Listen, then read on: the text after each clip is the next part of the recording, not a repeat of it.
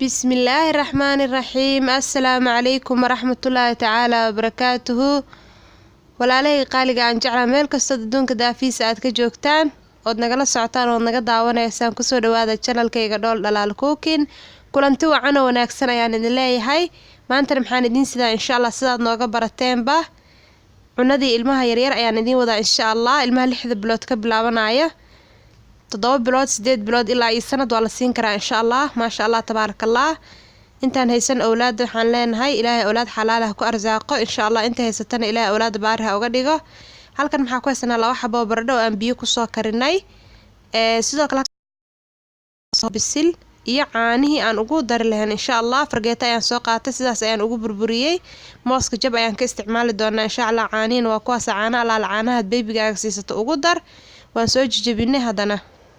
maasha allah baradhadeeni oo aan marka hore jijabinay waa kaasa jab moos ayaan ku soo daray sidaas ayaan ku wadi doonaa insha allah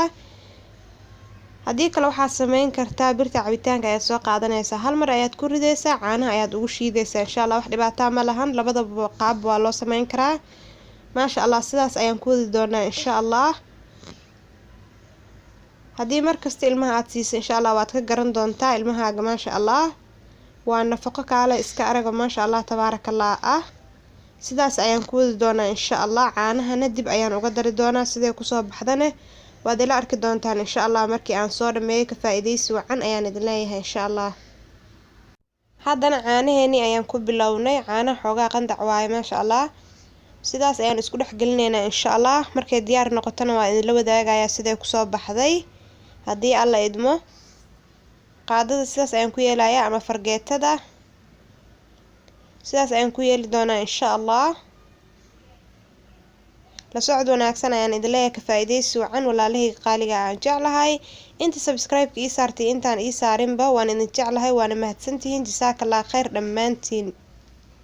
maasha allah tabaarakallah ugu dambeyn sidaas quruxda badan leh oo aadka u jilicsan ayay noogu soo baxday waad arkaysaan dhiin ayaa idiin macallin ah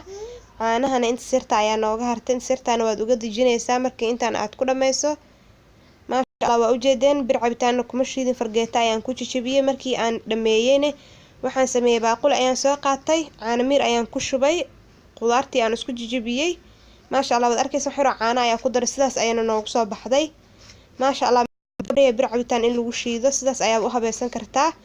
ka faa'iidaysi wacan ayaan idin leeyahay la socod wanaagsan walaalahayga qaaliga ah